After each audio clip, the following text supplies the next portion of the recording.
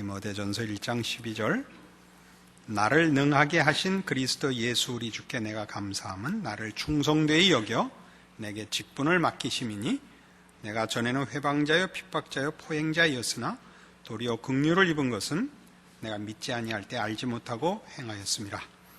우리 주의 은혜가 그리스도 예수 안에 있는 믿음과 사랑과 함께 넘치도록 풍성하였도다. 미쁘다 모든 사람이 받을 만한 이 말이요 그리스도 예수께서 죄인을 구원하시려고 세상에 임하셨다 하였도다. 죄인 중에 내가 괴순이라. 그러나 내가 긍휼을 입은 까닭은 예수 그리스도께서 내게 먼저 일절 오래 참으심을 보이사 후에 주를 믿어 영생 얻는 자들에게 본이 되게 하려 하심이니라. 만세왕 곧 썩지 아니하고 보이지 아니하고 홀로 하나이신 하나님께 존귀와 영광이 세세토록 있어지이다. 아멘. 이 디모데전서 1장 12절 이하의 이 말하자면 사도 바울의 신앙 고백이요 자신에 대한 간증이지요. 이 신앙 고백과 이 바울을 자신의 정체성 혹은 그가 입은 은혜, 하나님의 종으로서의 감격의 간증들은 다 그러니까 개인적인 신앙의 어떤 감격 혹은 성도들에게 보이고 싶은 신앙 간증이나 고백에서의 모범 이런 것들이죠. 물론 그러나 이것은 앞에 이 디모데전서 1장에서 제일 크게 논쟁거리가 있는 다른 교훈과 바른 교훈의 대조를 위하여 자신을 예로 들고 있는 것입니다. 그러니까 다른 교훈은 뭐였냐면 3절에 있는 그 다른 교훈은 쓸데없는 일들을 촉발하는 것이었죠. 그 쓸데없는 일이라는 건 뭐냐면 바른 교훈, 10절에 나오는 끝에 바른 교훈을 거스리는 이라고 해서 등장하는 건강한 교훈. 건강한 교훈이라는 것은 여기서 병든 것과 건강한 것을 비교하는 것이 아니라 건강하게 자라나야 하는 의미로서. 그러니까 율법의 선생이 되려고 비판하고 지적하고 옳은 지식을 갖고 있되 본인이나 또는 교회가 건강하게 자라는 결실을 맺지 못하는 것을 지금 여기서는 가장 경계하는 다른 교훈이요. 여기서 말하는 바른 교훈이란 그 11절에 있는 바와 같이 이 교훈, 즉 바른 교훈은 내게 맡기신 바 복되신 하나님의 영광의 복음을 쫓음이니라로 결론되는 하나님의 영광의 복된 복음을 쫓는 또 그 내용인 그 목적인 바른 교훈인 것입니다. 이것으로 자라나라는 거죠. 이 복되신 하나님의 영광의 복음의 목적, 그 의도, 그 내용으로 자라나고 충만해지는 것을 지금 건강한 복음이라고 설명하고 있는 것입니다.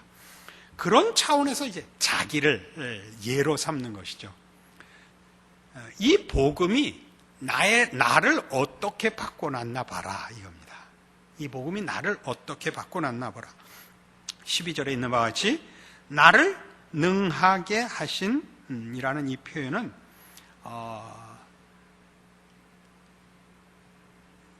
나로부터 내가 가진 것으로 실력을 발휘하여 뽑힌 것이 아니라 예수 안에 있는 복음, 예수 그리스도로 말미암는 은혜로 기인한 능한 자리에 온 것. 이것이 말하자면 복음의 실제적인 내용이요, 비밀이요, 복이라는 거죠. 그는 뭐에 능해졌습니까? 하나님의 은혜를 전하며 교회를 세우며 하나님의 사람들로 하나님의 은혜 가운데서 자라나게 하도록 하나님의 복주심과 은혜로 찾아가시는 일에 종이 된 것. 이것이 능력과 헌신에 관한 쪽에서 보는 시각이 아니고, 그쪽으로도 얼마든지 이 바울의 자기 간증을 우리가 평가할 수 있습니다만은, 지금 여기서는 이 복음이 나를 이렇게 만들었다는 것이죠. 나를 충성되이 여겨 내게 직분을 맡겼다. 충성되이 여겼다는 것은 자기를 가치가 있다고 인정했다가 아니라 가치 있게 만들었다는 거죠. 가치 있게, 충성되이 여기사라는 것은 가치 있게. 뭐가? 역시 예수 그리스도로 말미암는 복음의 능력이 바울을 가치 있게 만들었단 말이죠. 직분을 맡겼다. 직위를 줬다는 것이 아니라 하나님의 이 구원과 베푸시는 은혜와 능력과 복주심에 수종들게 했다는 거죠. 우리는 이런 차원에서 늘 우리가 우리의 자연인의 본성으로 생각하는 종교성을 가지고 이 복음을 오해하지 않도록 늘 조심해야 됩니다. 대표적인 이제 우리의 오해를 불러일으키는 사람이 모세지요.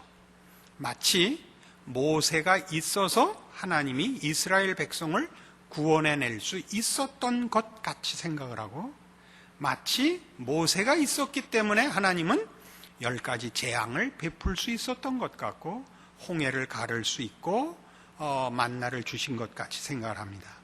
그러나 여러분도 성경을 익히 아신다면 그 하나님께서 베푸신 모든 일들은 모세를 시켜 할 때 모세에게 지팡이를 주어 그 지팡이로 보통 시행하게 하시죠.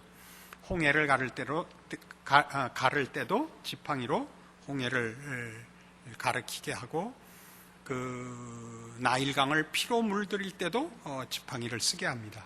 지팡이에서 힘이 나오는 건 아니죠. 하나님께서 그렇게 하고, 지팡이는 하나의 손가락 가르치는 거에 불과하죠. 모세가 그렇다는 거죠. 모세는 하나님의 손에 하나님이 그 손에 잡으신 지팡이라는 거죠. 그래서 아시다시피 10가지 재앙을 받으면서 바로는 회개하지 않습니다.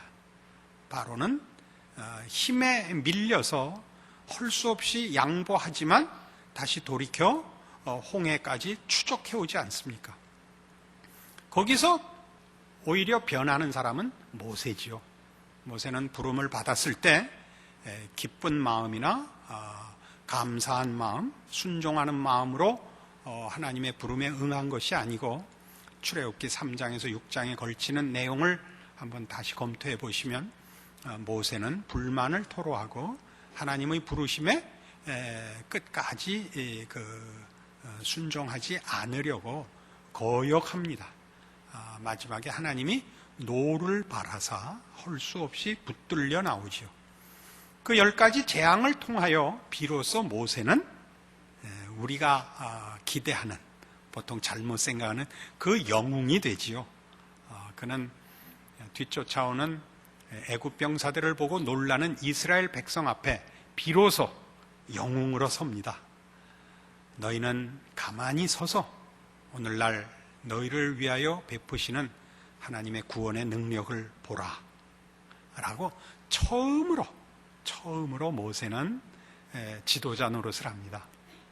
그 앞의 내용들에서는 모세가 그런 그의 어떤 남다른 신앙 위인적 모습을 보이는 데가 없습니다.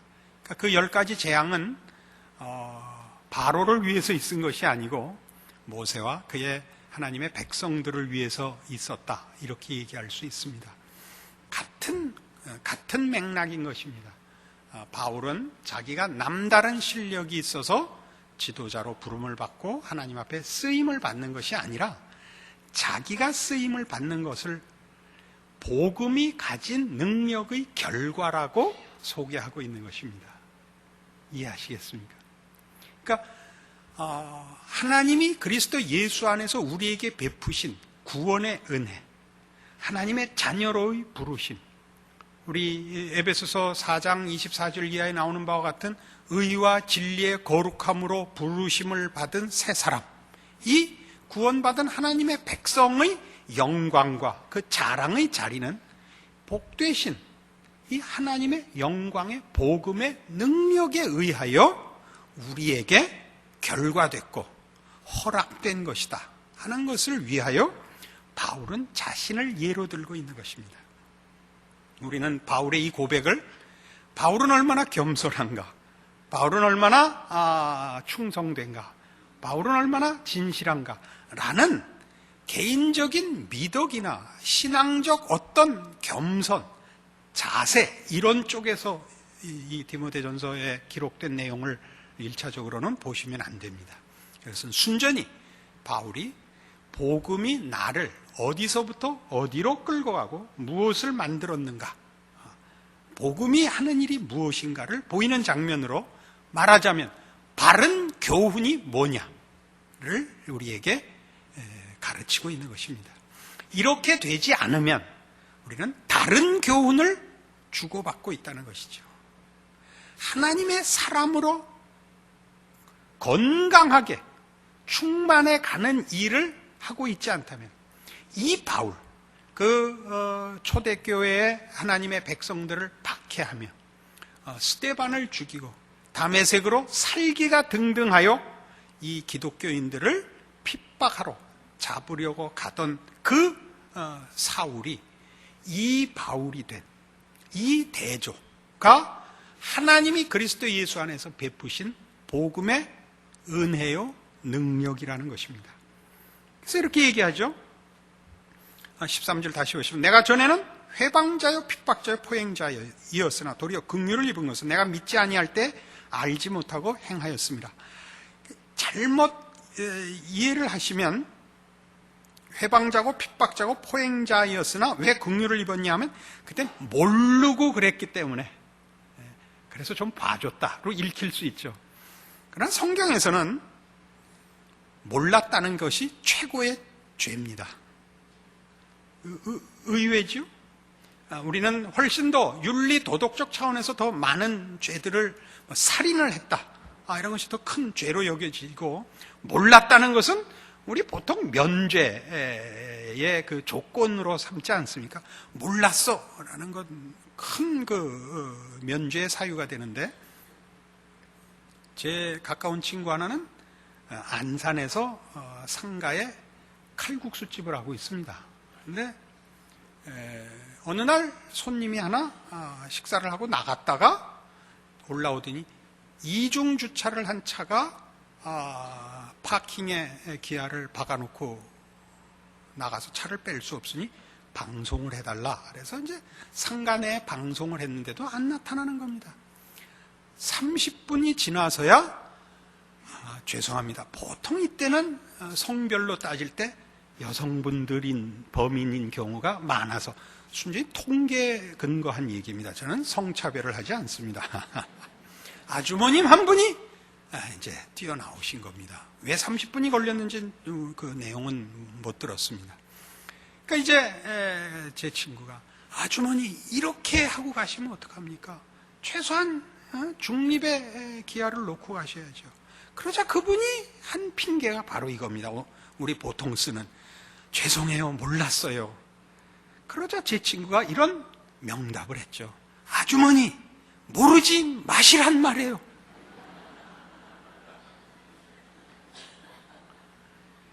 왜 성경에선 무지가 큰 죄냐 하면, 우리를 만드시고 복 주신 아버지를 몰라보는 것이기 때문에 그것이 최고의 죄입니다. 여러분, 자식이 부모를 몰라보는데 몰랐어요가 면죄의 사유가 된다고 생각하십니까? 다른 일이라면 면죄의 사유가 되지만 이건 가장 가까운 사이란 말이에요. 생명과 존재와 가치와 운명이 걸려있는 관계요. 경배하고 감사하고 찬양해야 할 하나님을, 우리 세상 세상에서의 윤리로 따질 때도 최고의 윤리 덕목이 뭡니까? 충효 아닙니까? 충과 효. 부모에게 불효하는 것은 그건 뭐 사람 취급을 하지 않았던 게 동양의 윤리인데, 우리를 지으시고 복 주시고 우리의 생명이시며 우리의 주인이시며 우리의 찬송을 받으실 우리의 아버지이신 하나님을 몰랐다니까요. 지금 하는 얘기니까 내가 전에는 회방자여 핍박자여 포행자였으나 도리어 긍휼을 입은 것은 이라고 말하는 것은 그 회방자여 핍박자여 포행자였던 것이 무엇에 근거했냐면 하나님을 몰라서 그랬던 것이고, 그거야말로 내가 어떤 일을 했느냐보다 더 중요한 은혜가 필요했던 부분이고 가장 욕먹고 벌받아 마땅한 일을 하던 존재였다는 것을 강조하고 있는 것입니다. 로부터 이제 은혜를 입었다로 이제 오는 거죠. 그게 14절. 우리 주의 은혜가 그리스도 예수 안에 있는 믿음과 사랑과 함께 넘치도록 풍성하였도다. 그래서 이렇게 오는 겁니다. 이 대조를 미쁘다. 미쁘다. 제가 여기 우리가 이해할 조금 더 풀었으면 믿을 만한 말씀이다. 자신 있게 말할 수 있다. 이런 뜻입니다. 요즘 잘 안 쓰는 표현이니까요. 영어로 trustworthy라고 씁니다. trustworthy saying까지 나옵니다. 미쁘다. 모든 사람이 받을 만한 이 말이요. 그리스도 예수께서 죄인을 구원하시려고 세상에 임하셨다 하였도다. 죄인 중에 내가 괴순이라. 이렇게 나오는 겁니다. 이해하시겠죠? 내가 어디서부터 여기까지 왔으며 그것이 무엇에 의해서 이 결과가 전혀 근거 없고 이 결과를 이룰 아무런 조건 없고 오히려 가장 반대되는 자리로부터 여기에 왔는가. 그게 바로 우리 기독교의 구원이요, 하나님이 그리스도 예수 안에서 베푸신 은혜요 복음의 능력이니라, 이 말을 하는 겁니다. 이리로 가지 않고 있다면, 이 은혜의 능력이 우리 안에 행사되고 있지 않고 결과되고 있지 않고 이것이 우리에게 소원과 내용으로 관심이 아니라면 당신은 병들어 있다, 그런 말이죠. 여러분 자신을 점검하셔야 할 말씀입니다. 여기 재밌는 표현은 죄인 중에 내가 괴순이라 라는 표현입니다. 이것은 현재형으로 되어 있습니다. 우리 이해로 하자면, 그러니까 완료형으로 안 되어 있습니다.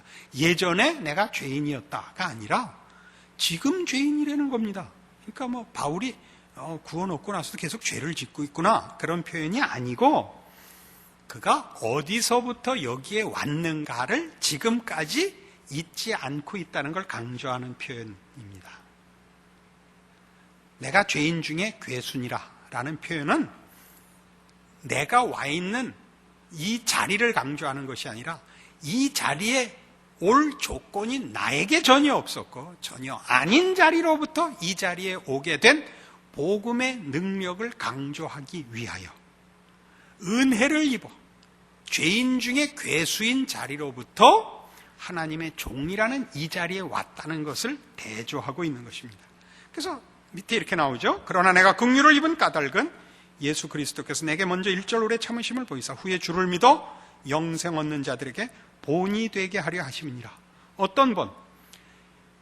기독교가 말하는 구원과 예수 그리스도 안에 있는 은혜의 무한함이라는 복음의 은혜성의 본이 되기도 합니다.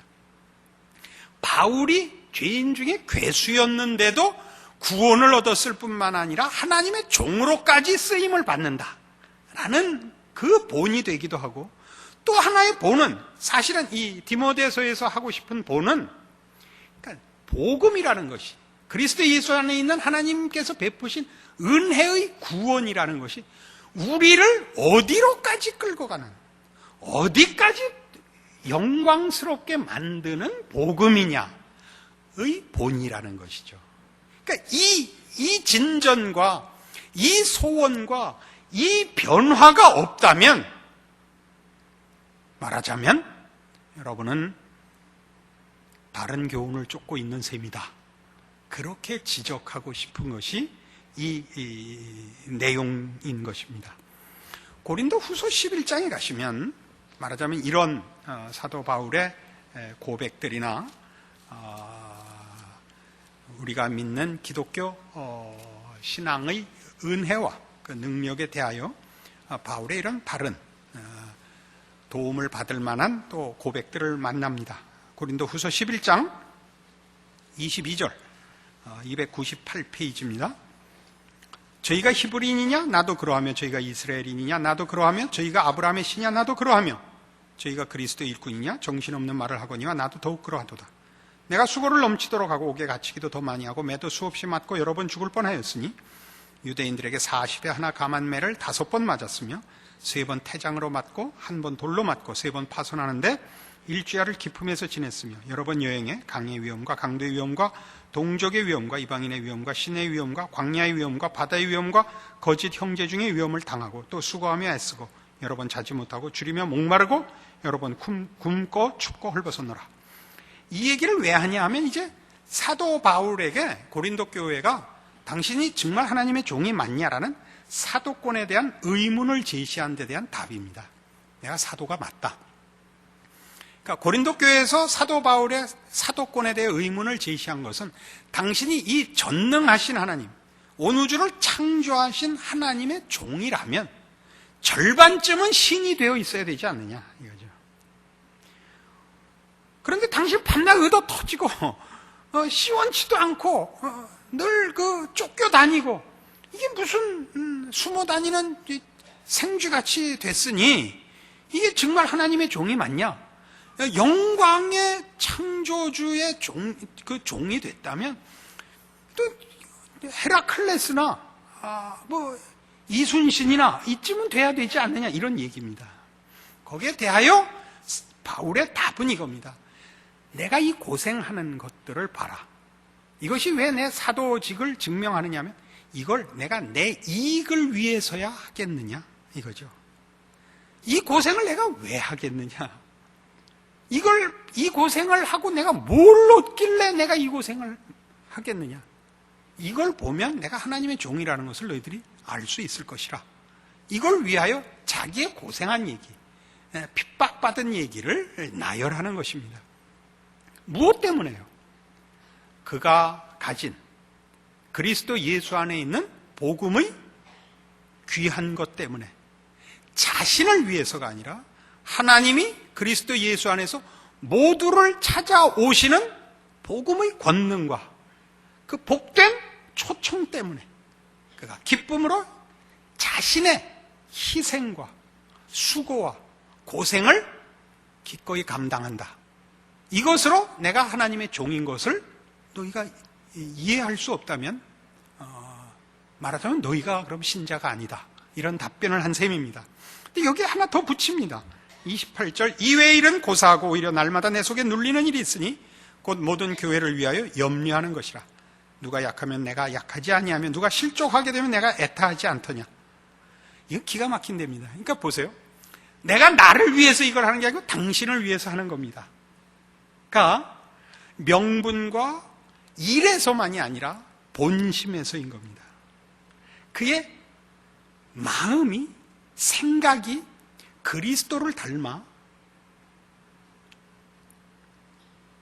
죄 아래 고생하는 자를 위하여 안타까워하며 주의 복음을 모르는 자를 위하여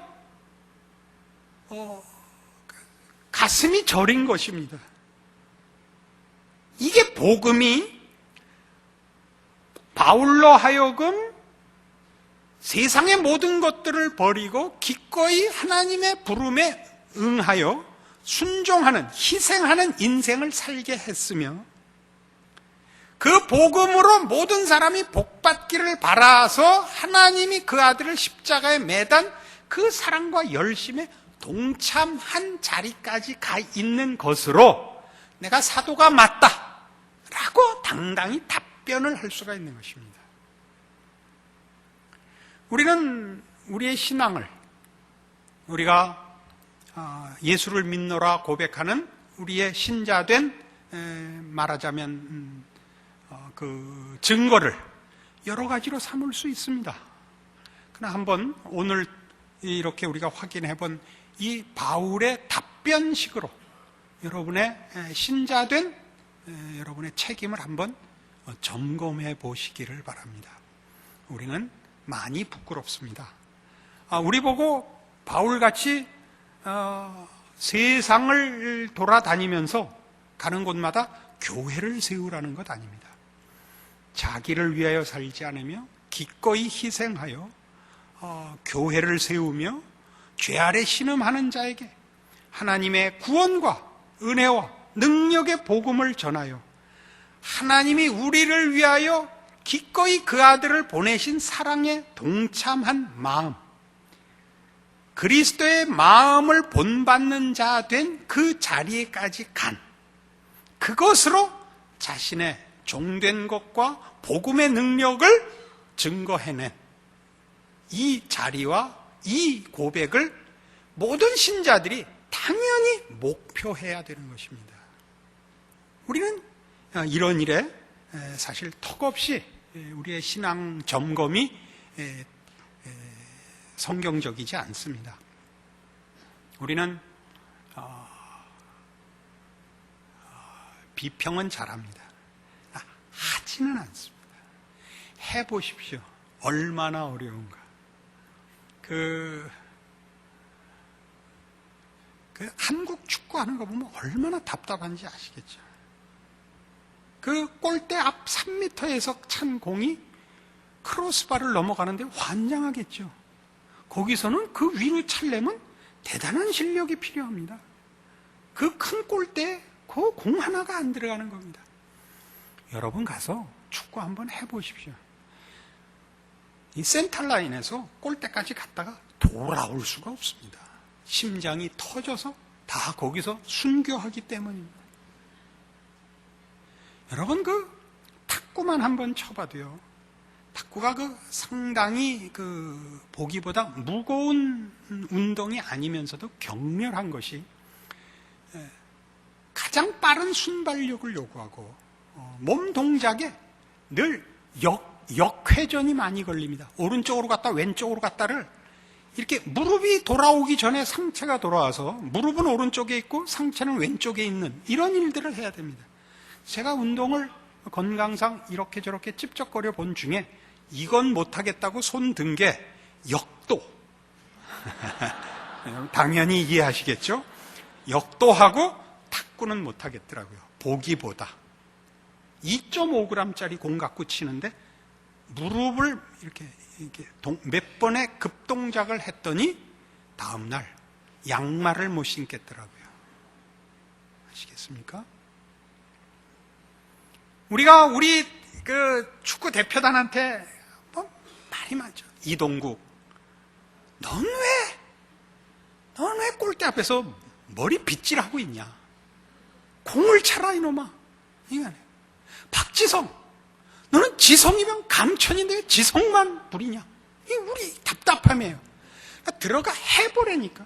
신앙은 우리 중에 선수를 선발하는 작업이 아니고 바울이 지금 얘기했듯이 우리 각각이 거기 가야 되는 거란 말이에요. 우리 각각이 가야 되는 일이라고요. 우리는 다 앉아서 해설하고, 그죠? 평하고, 논문 쓰고, 그리고 아무도 자기에게는 적용하지 않습니다. 이건 어느 만큼이 사실인지는 모르겠습니다만, 스포츠 해설 중에 제일 쉬운 건 야구 해설이라 그럽니다. 그건 전 잘 모르겠는데 하여튼 누구에게 들었습니다. 하일성 씨가 그랬는지 누가 그랬는지 제일 쉽다 그랬어요. 왜 쉬우냐? 이렇게 하면 된대요. 스트라이크를 쳐야죠. 볼에 손대면 안 되죠. 수비 위치를 잘 잡아야죠. 공이 딱 뜨면 미리 가서 자리를 잡아야죠. 이렇게만 하면 된대요. 말이 맞나요? 그렇게 할 수 있으면 그걸 우리는 위대한 선수라 그러죠. 그 야구에서 타자가 몇 타를 때리면 위대한 타자라 그래요. 3할. 10번 나가서 3번 안타 때리면 그를 훌륭하다 그래요. 그걸 위해서 겨울 내내 뭐 하죠? 구단에서 돈 들여 춥지 않은데 그 선수단 모두를 보내요. 몇십억, 몇백억의 돈을 경비를 지불해서 스프링 캠프를 치는 겁니다. 그래서 그 성과가 언제 나타나는 거예요? 이제 본 게임이 벌어지면 4월 며칠인가 야구 시작하면 훈련을 얼마나 했는지 성과가 나오죠. 놀면 옛날에 배구 대표 선수한 강만수 선수의 고백이 있습니다. 하루 연습을 안 하면 자기가 안 돼요. 다르대요. 하루 안 하면. 이틀을 안 하면 감독이 안 돼요. 저놈 안 했구나. 사흘을 안 하면 쫓아오고 있는 거예요. 뭘 안 하면? 성경을 안 보면? 기도를 안 하면? 연습을 안 하면? 관객이 안 돼요. 관객이. 에? 저 새끼 배 나온 거 봐. 그런데요. 우린 이거 안 하고 있는 거예요. 이거 하세요. 그래서 바울이 끝에 아직도 끝이 안 났죠. 이렇게 돼 있어요. 30절 내가 부득불 자랑할진대. 이 말이 붙은 이유는 처음에도 말씀드린 바와 같이 고린도 교회가 바울에게 당신이 하나님의 종이면 우리보다 나은 걸 보여라. 그럼 우리가 믿겠다. 그 얘기거든요. 그러니까 좋다. 나 자랑할 거 있다. 부득불 자랑하려면 내가 이거 자랑하겠다. 나의 약한 것을 자랑하리라. 주 예수의 아버지 영원히 찬송할 하나님이 나의 거짓말 아니하는 줄을 아시느니라. 다메섹에서 아레다 왕의 방백이 나를 잡으려고 다메섹 성을 지킬세. 내가 광주리를 타고 들창문으로 성벽을 내려가 그 손에서 벗어나느라. 창피한 얘기를 하는 겁니다. 떳떳지 못한 얘기, 부끄러운 얘기, 숨어서 도망간 얘기. 남자라면 맞서서 자기의 정당함을 설득하거나 아니면 마주서서 죽음을 택할 일이지. 밤중에 몰래 전자밥통 속에 숨어서 도망갔단 말이야. 이 얘기를 하는 겁니다. 왜요? 복음이 우리를 만들어가는 목적지와 내용은 세상의 자랑과 전혀 다른 것이기 때문에 이것이 오늘 디모데전서 1장 12절 이하의 사도 바울이 자신을 들어 제시하는 복음의 능력이요, 복음이 제시하는 목적지요 내용입니다. 여러분을 사도 바울이 고백하고 자랑하고 감격한 자리로 성경이 목적하고 있어서 이 말씀을 기록하고 있습니다. 남에게 전해줄 얘기로 듣지 마시고 여러분 자신을 위하여 이 내용을 적용하시고 복음의 능력을 맛보시고 누리시고 그 안에서 감사하시는 여러분들의 신자된 인생 되기를 바랍니다. 기도하십시다. 하나님 아버지 은혜를 감사합니다.